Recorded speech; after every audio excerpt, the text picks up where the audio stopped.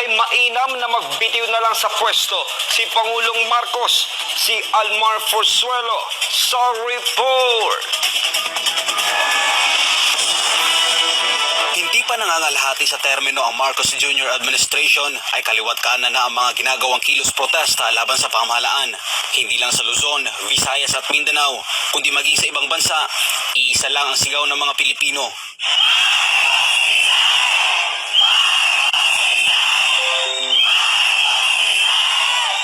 Ilang araw lang matapos ang ginawang National Day of Protest nitong 30 ng Hunyo na dinaluhan ng libo-libong Pilipino sa buong mundo. Heto at muli nagtipon ang ilan sa ating mga kababayan para ipanawagan ang pagbaba sa pwesto ni Bongbong Marcos.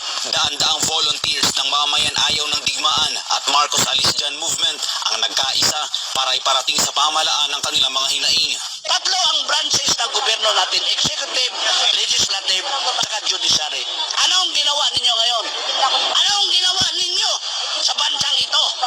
Bakit hindi kayo manindigan para sa taong bayan, lalo na sa banta ng giyera na tayong lahat ay mamamatay? Ayon kay dating